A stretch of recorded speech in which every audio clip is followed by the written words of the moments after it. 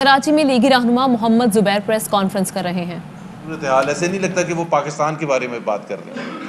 تو اس دفعہ بھی یہ جو ایک تو ظاہر ہے موقع بھی بنتا تھا کیونکہ ایک فائنینس منسٹری میں چینجز ہوئے ہیں، اس حوالے سے کہ کس وجہ سے بار بار چینج کرنا پڑتا ہے وزیر اعظم صاحب کو، اپنی جو معاشی ٹیم ہے اس کو چینج کرنا پڑتا ہے، اس حوالے سے بھی بڑا امپورٹنٹ تھا۔ اور دوسری اہمیت تھی کہ جو نئے وزیر خزانہ جن کو ایڈیشنل چارج دیا گیا ہے حماد اظہر صاحب کو، انہوں نے بھی بڑے بڑے دعوے کر دیے ہیں معیشت کے حوالے سے کہ وہ زبردست معیشت چلتی ہے۔ مسئلہ یہ ہوتا ہے معیشت میں دو چیزیں ہوتی ہیں بڑی اہمیت، جس میں آپ جو مرضی کلیم کرتے رہیں۔ ایک تو عوام سے پرسنل، چاہے وہ ریڑھی والا ہے، چاہے وہ اسکول ٹیچر ہے، چاہے وہ مڈل کلاس کوئی اکاؤنٹنٹ ہے یا جو بھی ہے، اس کو معیشت کے لیے ورلڈ بینک اور آئی ایم ایف کی رپورٹس یا حماد اظہر کی سٹیٹمنٹ یا عمران خان کی سٹیٹمنٹ بتانے کی ضرورت نہیں ہوتی۔ وہ جب دکان میں چینی لینے جاتا ہے تو اس کو پتہ چل جاتا ہے کہ چینی مہنگی ہوگی ہے، انڈے لینے جاتا ہے، مرغی لینے جاتا ہے، دالیں لینے جاتا ہے، بجلی کا بل پے کرتا ہے، بچوں کی اسکول کی فیس پے کرتا ہے، تو اس کو پتہ چل جاتا ہے کہ معیشت کی حالت کیا ہے، کیونکہ انکم بڑھ نہیں رہی ہے اور مہنگائی بڑھتی چلی جا رہی ہے۔ تو ظاہر سی بات ہے ہر مہینے، ہر آنے والا مہینہ اس کے لیے ایک مشکل سے مشکل ہو جاتا ہے۔ تو ایک تو یہ بتانے کی ضرورت ہے وزیر اعظم صاحب کو، اور حماد اظہر صاحب نئے نئے آئے ہیں، کہ ابھی ایک سروے 2 دن پہلے ہوئے پاکستان کا، جس میں عوام نے 3 جو ایریاز ہیں معیشت کے، اس کو کہا ہے کہ سب سے زیادہ ان کے نزدیک اہمیت ان 3 چیزوں کی: مہنگائی، غربت، بے روزگاری۔ یہ 3 ہیں جو سب سے زیادہ امپورٹنٹ ہیں، اور ان 3 کے بارے میں آپ نہیں بات سنیں گے۔ آج بھی کریں گی فردوس عاشقبان، شہباز گل، حماد اظہر، فواد چودھری، وزیر اعظم صاحب بھی کہیں بولیں گے کرنٹ اکاؤنٹ ڈیفیسٹ ہم نے بڑا اچھا کر دیا۔ کرنٹ اکاؤنٹ ڈیفیسٹ اچھا کرنے کا مطلب یہ ہوتا ہے کہ اس کی وجہ سے ان 3 چیزوں پر اچھا اثر آنا چاہیے: مہنگائی کم ہو، غربت کم ہو، بے روزگاری کم ہو، تو جا کے آپ کہہ سکتے ہیں کہ جی جو آپ نے کرنٹ اکاؤنٹ میں جو پازیٹیو چیز لائے ہیں اس کا فائدہ عوام تک پہنچ رہا ہے۔ ورنہ انہوں نے کیا کیا ہے، یہ بالکل ایسا ہی ہے، اور یہ پتہ نہیں وزیر اعظم اگر سنیں تو وہ سمجھ لیں کہ ایک گھر میں بجلی کا بل بہت آتا ہے، آپ لائٹس کھولنا بند کرتے ہیں، آپ پنکھے چلانے بند کرتے ہیں، آپ اے سی چلانا بند کرتے ہیں، اور مہینے کے بعد آپ ایک دوسرے کو شاباشی دے رہے ہیں کہ دیکھیں جی بجلی کا بل 0 ہو گیا۔ کام نہیں ہوگا، کوئی بچہ اسکول نہیں جائے گا، پڑھائی نہیں کر سکے گا، کھانا نہیں بنے گا، لیکن ایک دوسرے کو مبارکباد کس چیز کی کہ بجلی کا بل دیکھیں ہم نے کتنا کم کر دیا۔ ایسے بجلی کا بل کم کرنے سے کوئی فائدہ نہیں ہوتا جب تک اس گھر والوں کے لیے بہتری نہ آئے۔ اسی طرح سے اب یہ 3 اہداف کا ہم ذکر کر لیتے ہیں کہ یہ 3 اہداف جب سے یہ حکومت آئی ہے، اور پہلے تو میں حماد اظہر اور یہ جو چینجز ہیں اس کے حوالے سے بات کر لوں کہ آپ خود یہ سوچیں کہ جب سے یہ حکومت آئی ہے، عمران خان صاحب پہلے کہتے تھے کہ میرے پاس تیار ہے ٹیم، معیشت کو ہم یہاں نیچے سے اوپر آسمان تک پہنچا دیں گے، 1 سال دے دیں مجھے، 1 سال، پہلے تو 90 دن کا، پھر 100 دن کا، پھر 1 سال کا، پھر 2 سال کا، اب 3 سال ہونے والے ہیں۔ 3 فائنینس منسٹرز، ابھی 3 سال نہیں ختم ہوئے، اور تیسرا جو ہے حماد اظہر وہ ایڈیشنل چارج ہے۔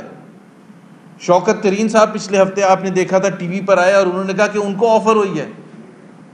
تو ابھی ہمیں جیسے ہم بات کر رہے ہیں ہمیں یہ نہیں پتا کہ ہمارا فائنینس منسٹر کون ہے، اور یہ اپریل کا مہینہ ہے، بجٹ آنے والا ہے، آئی ایم ایف پروگرام میں جانے والے ہیں، معیشت کی بدحالی کی انتہا ہے، اور ابھی ہمیں یہ نہیں پتا کہ ہمارا فائنینس منسٹر کون ہے۔ 4 فائنینس سیکرٹری چینج ہو چکے ہیں، 5 F B R chairman change ہو چکے ہیں، 4 board of investment chairman change ہو چکے ہیں۔ یہ معیشت کی ٹیم ہے، وہ جو تیار تھی 2018 سے پہلے۔ پتا کسی نے سوچا تھا کہ جب عمران خان صاحب 2018 سے پہلے کہہ رہے تھے کہ میں بہترین ٹیم لاؤں گا جیسی اس قوم نے نہیں دیکھی ہے، اس کی معیشت کے انچارج حفیظ شیخ ہوں گے یا حماد اظہر ہوں گے؟ اگر کوئی دل پر ہاتھ رکھ کے کوئی پی ٹی آئی کے بڑے سے بڑا سپورٹر کہتے کہ ہاں ہمیں پتا تھا کہ ان میں سے دو میں سے فائنانس منسٹر ہوئے گا، پہلے اسد عمر نے ہونا تھا، اسد عمر کو 8-9 مہینے کے بعد فارغ کر دیا، وہ بھی آپ نے ہی کیا۔ حفیظ شیخ صاحب کو فارغ کیا تو شبلی فراز جو سپوکس پرسن ہے حکومت کے، انہوں نے کہا کہ یہ مہنگائی کو کنٹرول نہیں کر سکے تھے۔ بھائی ہم بھی تو 3 سال سے یہی کہہ رہے تھے کہ سب سے بڑا جو ایشو ہوتا ہے پاکستان کے عوام کے لیے، 22 کروڑ عوام کے لیے، وہ مہنگائی ہوتا ہے، اور آپ نے بڑے آرام سے 3.25 سال کے بعد فائنانس منسٹر کو فارغ کیا اور کہا کہ جی وہ مہنگائی پر نہیں کنٹرول کر سکتے۔ اب حماد اظہر صاحب کو لے کے آئے ہیں اور ساتھ میں اوپر ان کے بٹھا دیا شوکت ترین صاحب کو، اور اکنامک ایڈوائزری کمیٹی جس میں شوکت ترین بھی ہے اور بھی لوگ ہیں۔ کسی نے کہا تھا وہ چلے ہوئے کارتوس وہ دوبارہ سے لا کے بٹھاتی ہیں، اور وہ معیشت کو پہلے بگاڑ اتنا چکے ہیں، اب کیا ٹھیک کریں گے؟ حماد اظہر صاحب نے 2 دن پہلے دعویٰ کیا کہ معیشت بڑی زبردست چلتی ہے، اور انہوں نے کہا کہ جی اس اگلے سال پاکستان کی گروتھ جو ہے 4% ہوگی۔ ایک تو آپ اگلے سال کی بات نہ کریں، آپ پہلے تو اس سال کی بات کر لیں، تیسرا سال جو ختم ہو رہا ہے، کیونکہ وہ ہوتا ہے ٹرک کی بتی کے پیچھے لگانا کہ ہمارے آخری سال میں گروتھ بڑی زبردست ہوگی۔ اس وقت 2020 جون جو ختم ہو رہا ہے، جو ورلڈ بینک کی رپورٹ اور خود جو پاکستان کی حکومت مانتی ہے، اس کے حساب سے پاکستان کی گروتھ ریٹ ہوگی 1.5%، یعنی کہ 75-74 سال میں 2% سے کم ریئرلی ہماری گروتھ ریٹ رہی ہے، اور یہ کریں گے 1.5%۔ یہ تیسرا سال ختم ہوگا پی ٹی آئی کی حکومت کا، یہ ابھی آئے نہیں ہے۔ پہلے سال تھی 1.9%، کہاں سے 1.9% آئی تھی؟ 5.8% جہاں ہم چھوڑ کے گئے تھے۔ دوسرے سال مائنس میں، جو ابھی 2020 جون گزرا ہے، اس سال 1.5%۔ ابھی میں آپ سے یہ پوچھتا ہوں کہ پاکستان کی 1.5 کووڈ ریزن دیتے نا، اب تیسرے سال تو اور کوئی ریزن نہیں دیتے۔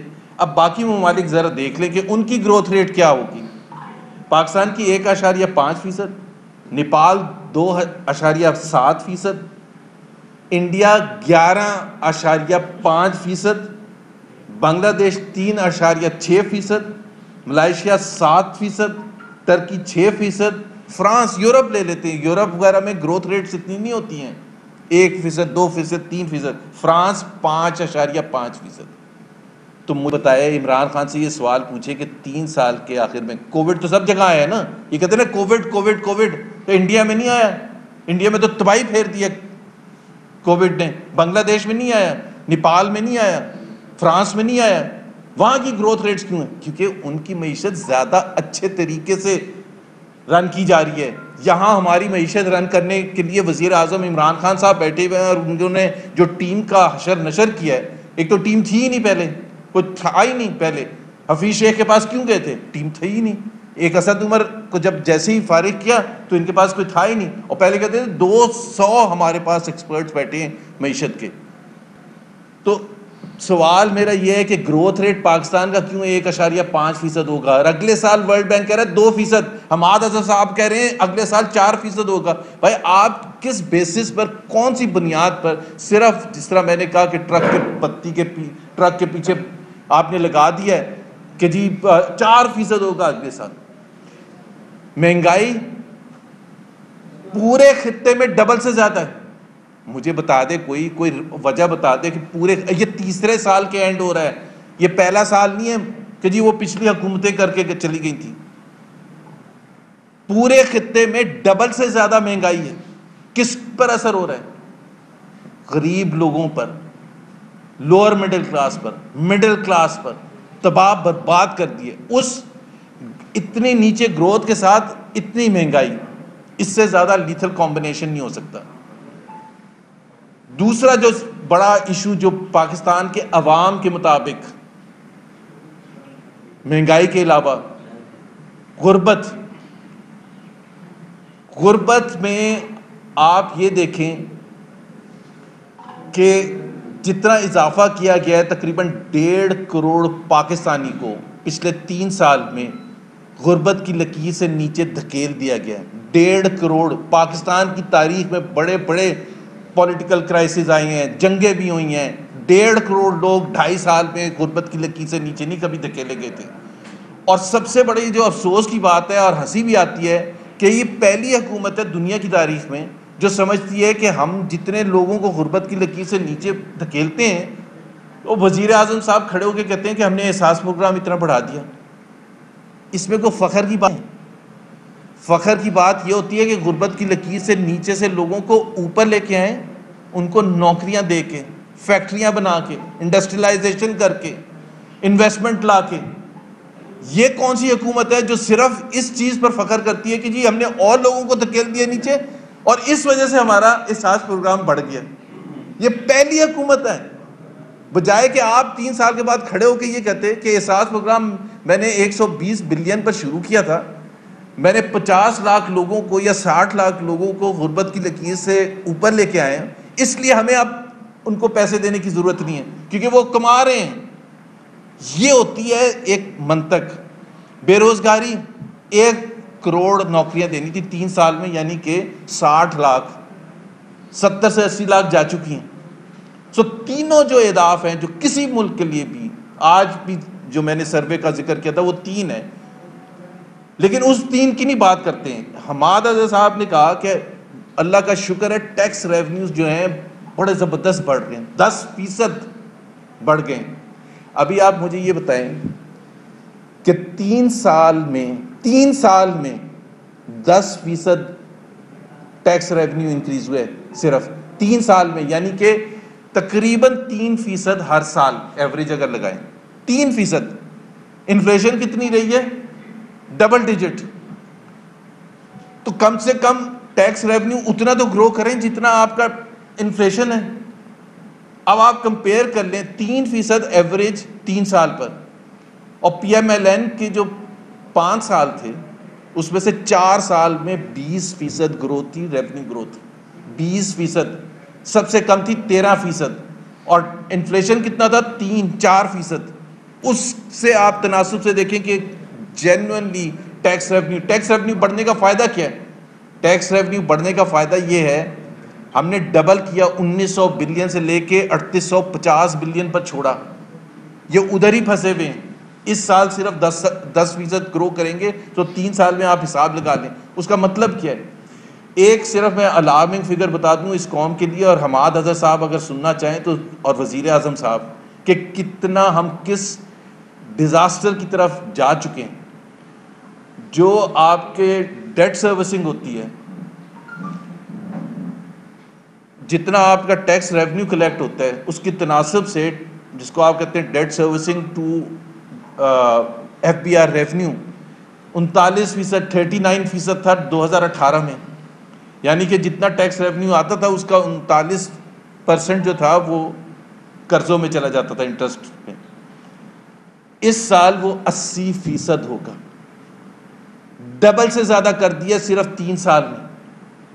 ابھی آپ بتائیں کہ یہ کیا معیشت سسٹینیبل ہے؟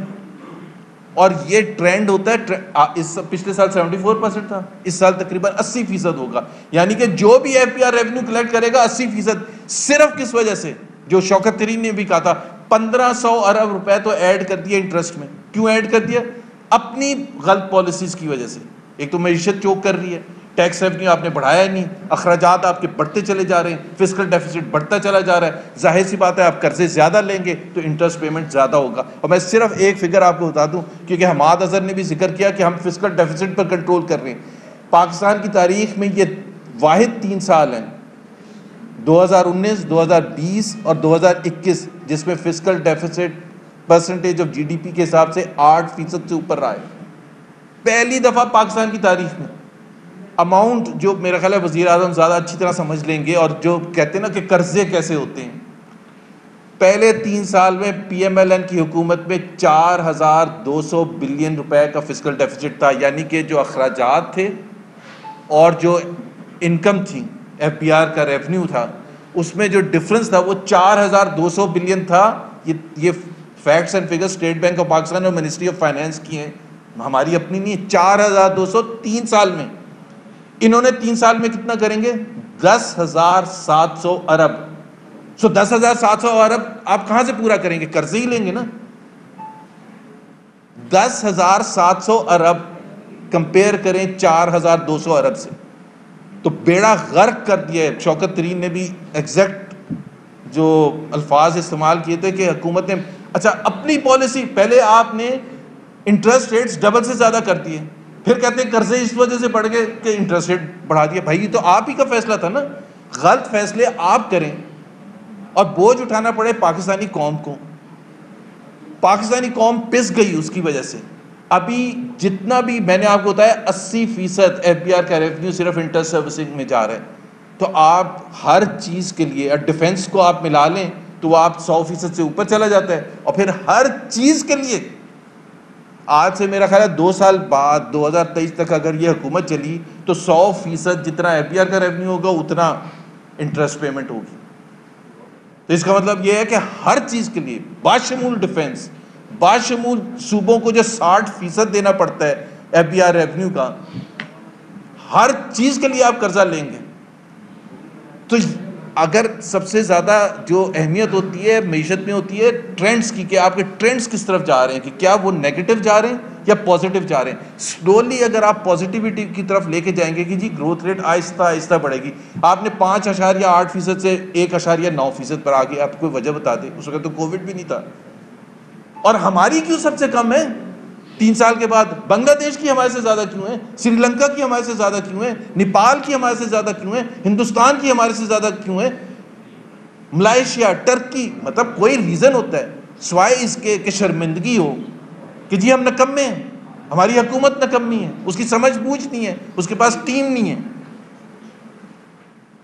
تو ایک تو یہ حماد اظہر صاحب کے لیے مشورہ یہ ہے کہ اس میں جس طرح میں نے کہا نا کہ 2 چیزیں ہوتی ہیں, آپ کی ٹویٹس کرنے سے اور آپ کی پریس کانفرنس کرنے سے اور یہ کہنا کہ جی معیشت بہتری کی طرف جا رہی ہے, بہتری کی طرف آپ عام عوام سے جا کے پوچھ رہے ہیں. آپ میکرو اکنامک انڈیکیٹرز دیکھ لیں, آپ ورلڈ بینک کی رپورٹ دیکھ لیں, آپ آئی ایم ایف کی رپورٹ دیکھ لیں اور کمپیئر کر لیں پاکستان کو اس 3 سال کو پچھلے اعتبار سے, پی ایم ایل این کے اعتبار سے, ہر حوالے سے, مہنگائی کے حوالے سے, غربت کے حوالے سے. پتہ ہم پہلے دن آ کے مہنگائی کم ہونی شروع ہو گئی, غربت کم ہونی شروع ہو گئی, بے روزگاری کم ہونی شروع ہو گئی. ان کے 3 سال میں مہنگائی اوپر, بے روزگاری اوپر اور غربت اوپر, اور جو چیزیں اوپر جانی تھیں گروتھ ریٹ وہ نیچے. پاکستان کی تاریخ میں سن 47 سے لے کے پہلی دفعہ پچھلے سال نیگیٹو گروتھ ہوئی. پاکستان میں کیا کیا کرائسس نہیں آئے. ایسٹ پاکستان الگ ہو گیا, سول وار ہو گئی, 3 جنگیں ہو گئیں, حکومتیں چینج ہو گئیں, بڑے بڑے یہاں سیلاب آ گیا, تباہ حالی آ گئی, لیکن مائنس میں کبھی نہیں گئی تھی. جو میں کہہ رہا تھا نا ٹرینڈ, تو اگر آپ ہماری حکومت جب آئی تھی 2013 میں تو 3% سے کم تھا گروتھ ریٹ, پہلے سال 4% سے اوپر آ گیا, پھر 4.2%, 4.5%, پھر 5%, پھر 5.8%. اسی طرح سے مہنگائی جہاں ہم چھوڑ کے گئے 3% سے کم. اب یہ ایک ماحول ہے جس میں پاکستانی عوام نے فیصلہ کرنا ہے کہ کیا جو حکومت ہے کیا اس میں 3 سال کیا کم عرصہ ہوتا ہے جس کو ٹیسٹ کرنے کے لیے کبھی یہ ریزن فیلئر کا, کبھی دوسرا ریزن فیلئر کا, کبھی کرونا فیلئر کا آ جاتا ہے, کبھی کہتے ہیں کہ جی مجھے تو ٹیم بھی نہیں اچھی ملی, مجھے تو بیوروکریسی بھی نہیں اچھی ملی. ابھی سال سے زیادہ ہو گیا چینی کا کرائسس ہے, سال سے زیادہ. کرائسس کیا ہے پاکستانی عوام کے لیے؟ کرائسس کیا ہے چینی کا؟ مہنگی ملتی ہے, بس 55 روپے کی چھوڑ کے گئے تھے 110 115 تک پہنچ گئی, کمیشن بن گیا ہے, انویسٹیگیشن ہو گئی, ایف آئی آریں کٹ گئی. شام کو یہ نہیں چیک کرتے ہیں شہزاد اکبر صاحب جا کے کہ چینی کی قیمت کتنی ہے, لیکن یہ آگے ضرور بتاتے ہیں کہ آج ہم نے 3 اور ایف آئی آر کاٹ دی. ابھی کوئی اس معصوم پاکستانی کا کوئی انٹرسٹ ہے جس کو 110 115 روپے کی چینی مل رہی ہے, جس کو دالیں اتنی مہنگی مل رہی ہیں, جس کو آٹا اتنا مہنگا مل رہا ہے؟ اور یہ مہنگا کیوں ہے؟ سکیمز ہیں, پیسے بنائے جا رہے ہیں, دبا کے پیسے بنائے جا رہے ہیں. اور ان کے اپنے ناک کے نیچے پیسے بنائے جا رہے ہیں. ندیم بابر کو ہم چیخیں مار مار کے تھک گئے کہ جی کنفلکٹ آف انٹرسٹ ہے, وہ پیسے بنا رہے ہیں. 3 سال اس کو بلینز اینڈ بلینز بنانے دیے اور اس کے بعد اس کو کہا کہ آپ فارغ ہیں. تو اس کا کوئی حساب کتاب ہے؟ وہ کیانی صاحب جو ہیں, کیا نام ہے, جو پہلے ہیلتھ منسٹر تھے, دوائیوں کا اسکینڈل ہوا, عامر کیانی صاحب, ان کو سیکرٹری جنرل بنا دیا پارٹی کا. بتا آپ عہدہ دیکھیں, مطلب ان کی پروموشن ہو گئی. کوئی ایک آپ بدادر رزاق داؤد پر روز ٹی وی پر پروگرام ہوتے ہیں کنفلکٹ آف انٹرسٹ. ابھی یہ جو چینی کا اسکینڈل ہوا ہے, کاٹن کا اسکینڈل ہوا ہے کہ ای سی سی میں سمری لے کے چلے گئے, اور وزیر اعظم صاحب جو ہیں وہ کہتے ہیں جی انہوں نے ہیٹ پہلے پہنا تھا کمرس منسٹر کا, ہیٹ نہیں پہنا تھا, مائنڈ پہننا تھا. مائنڈ ہے ہی نہیں, مائنڈ اٹھا کے آپ نے سائڈ پر رکھا اور آپ نے سائن کر دی سمری, اور پھر کہہ رہے ہیں ای سی سی تو صرف معیشت کے حوالے سے فیصلہ کرتا ہے. بالکل غلط بات ہے. میں 3.5 سال ای سی سی کا ممبر رہا ہوں. آپ خود سوچیں کہ اتنی پاورفل باڈی ہو جو چیئر کر رہا ہو فائنانس منسٹر, جس میں سارے اکانومی ریلیٹڈ فیڈرل منسٹرز ہوں, گورنر اسٹیٹ بینک ہو, S E C P chairman ہو, بورڈ آف انویسٹمنٹ کے چیئرمین ہوں, سیکٹریز ہوں سارے, تو وہ امپلیکیشنز نہیں ڈسکس کرتے کہ جی کیا ہم, پاکستان نے تو ٹریڈ بند کی ہوئی ہے انڈیا کے ساتھ, یہ اتنا بڑا فیصلہ جو ہم کرنے جا رہے ہیں اس میں منسٹری آف فارن افیئرز یا آپ کی منسٹری آف دوسری جو ڈیفنس آرگنائزیشنز ہیں ان کا انپٹ لے لیا, نیشنل سیکیورٹی کا انپٹ لے لیا. وہ نہیں انپٹ لیا. جب ویلا مچا اور شور مچا اور کیبنٹ میں جب سمری گئی ہے تو وزیر اعظم اتنے معصوم ہیں, وہ حماد حسن سے پوچھ رہے ہیں کہ حماد آپ نے یہ کیسے کر دیا, اور حماد ایٹ لیسٹ اس میں تو میں سلام کروں گا حماد کو کہ اس نے کہا سر آپ ہی نے تو کہا تھا. تو مطلب اگر وزیر اعظم کی حالت یہ ہے تو آپ سوچیں کہ فیصلہ سازی کیسے ہو رہی ہے. اور سب سے بڑا جو پرابلم ہے اس حکومت کا وہ ہے فیصلہ سازی. اتنی خراب ہے فیصلہ سازی, فیصلہ سازی کرتے ہوئے کوئی امپلیکیشنز دیکھتے ہی نہیں ہیں, اور اس کی پرائز دینی. This half-hourly clock is brought to you by تو پڑے گا جب ٹیلینور 4G سے مور سے زیادہ ڈیٹا اور کالز کا فائدہ ملے گا. تو ہم نے تو بڑی کوشش کی اور اب بھی کر رہے ہیں کہ کسی نہ کسی طرح سے اس حکومت کو دھکا دے کے باہر کریں. کچھ یہ خود بھی مدد کرتے ہیں ہماری. لوگ کہتے ہیں کہ جی آپ مایوس ہو گئے ہیں کہ جی آپ نے ہٹا نہیں سکے. میں نے کہا ہمیں بہت بھروسہ ہے عمران خان اور ان کی حکومت پر. یہ ہر روز کوئی ایسی چیز کریں گے کہ خود بخود چلے جائیں گے. ہم بھی کوشش جاری رکھیں گے. یہ نہیں کہ ہم پیچھے ہٹ گئے. ایک الائنس تھا وہ تھوڑا سا افیکٹ ہو گیا, لیکن اس کا مطلب یہ نہیں کہ ہمارا جو اہداف ہے وہ ہم نے چھوڑ دیا. یہ تھا آج ڈسکس کرنے کے لیے. اچھا زبیر صاحب, آپ نے معیشت کا تو ذکر کیا کہ اس وقت جو جب تک سیاسی عدم استحکام ہو تو حکومتیں بھی نہیں چلتی. اپوزیشن کی جو اس وقت صورتحال تھی مریم نواز صاحبہ کے حوالے سے ہے کہ وہ جو مہنگائی مارچ کے بجائے لندن مارچ کر رہی ہیں, تو اس حوالے سے بھی کچھ بتائیے گا. قوم جاننا چاہتی ہے کہ مریم نواز صاحبہ جائیں گی لندن سے نہیں جائیں گی, اور ان کے حوالے سے کیا اس وقت صورتحال, مہنگائی مارچ کا کیا ہوا, یا کراچی ضمنی الیکشن میں ان کی شرکت کا کیا فیصلہ ہوا؟ 5 منسٹرز بات کر چکے مریم نواز کے حوالے سے کہ وہ لندن جا رہی ہیں. شیخ رشید صاحب بات کر چکے ہیں, شہباز گل, فردوس عاشقوان اور پتہ نہیں کون کون. بھائی جب ایک کہہ دیا, اور اس سے زیادہ بھرپور انداز میں نہیں کہہ سکتی تھی مریم نواز صاحبہ کہ جب تک وہ اس حکومت کو گھر نہیں بھیجیں گی اس وقت تک وہ کہیں نہیں جائیں گی. تو میرا خیال ہے یہ سب سے زیادہ اس کو اہمیت دینی چاہیے. اب شہزاد اکبر صاحب اور شیخ رشید صاحب, اور ہمیں ان کی پریشانی کا بالکل احساس بھی ہے, حکومت کی پریشانی کا احساس بھی ہے کہ ہر سٹیٹمنٹ یا ہر موومنٹ جو مریم نواز صاحبہ کی ہوتی ہے تو 5 وزیر پریس کانفرنس کرتے ہیں اسی دن, اور پھر ٹاک شوز میں مریم نواز مریم نواز مریم نواز. تو ہمارے لیے تو ہمیں تسلی اس چیز سے ہوتی ہے کہ سب سے زیادہ خوف ان کو ہے مریم نواز سے, اور وہ ریفلیکٹ ہوتا ہے. لیکن آپ کے لیے میں بتا دوں کہ وہ کہیں بھی نہیں جا رہی. وہ انہوں نے بڑا کلیئرلی کہا ہے جب تک اس حکومت کو نہیں نکالیں گے. اب اللہ کرے جلد سے جلد یہ حکومت چلی جائے. یہ بتائیں کہ پیپلز پارٹی سے معاملات اب تک کہاں پہنچے ہوئے ہیں, کیا پوزیشن ہے, دونوں اپنے اپنے موقف پہ قائم ہیں. اب پیپلز پارٹی کی کوئی چارج شیٹ تیار کر رہی ہے آپ کے خلاف. ان کا خاص طور پہ یہ کہنا ہے کہ پنجاب میں جو سینیٹر نون لیگ نے پی ٹی آئی سے بل کا سلیکٹ کروائے تو وہ بھی تو پی ڈی ایف جماعتوں سے نہیں پوچھا, اور بھی اس طرح کی کئی باتیں. ایک تو وہ پنجاب کے حوالے سے میں کلیریفائی کر دوں کہ سینٹ کے الیکشن سے پہلے، اس کے دوران، اس کے بعد آپ کو پتہ ہے جو سب سے زیادہ بات ہو رہی تھی سینٹ کے الیکشن کے حوالے سے وہ تھی پیسوں کے حوالے سے، پیسے کی لین دین، کروڑوں روپے لین دین ہو رہی ہے ایک ایک سیٹ پر. وزیر اعظم صاحب نے خود کہا کہ جی 50 سے 70 کروڑ ریٹ چل رہا ہے بلوچستان میں ایک سینٹ کی سیٹ کا. یہاں آپ کو پتہ ہے کہ پی ٹی آئی نے خود الزام لگایا اپنے کینڈیڈیٹ ابرو پر کہ اس نے 35 کروڑ روپے دیے گورنر سندھ کو اور دوسرے لوگوں کو. کے پی میں آپ کو پتہ کیا ہوا، ایک صوبہ جہاں کوئی ایک بات نہیں ہوئی وہ ہے پنجاب، اور جہاں سب سے زیادہ سٹیکس تھے پی ایم ایل. نون لیگ کے رہنما محمد زبیر گفتگو کر رہے تھے. انہوں نے کہا ہر ماہ معیشت کے مختلف اہداف آتے ہیں اور تھوڑے دنوں میں معیشت اور ٹیم ہماری بدل جاتی ہے. تجزیہ ضروری بنتا ہے کہ معیشت کس سمت جا رہی ہے. وزیر اعظم کئی بار ایسی باتیں کرتے ہیں کہ ہنسی آتی ہے. ایسا نہیں لگتا کہ وزیر اعظم پاکستان کے بارے میں بات کر.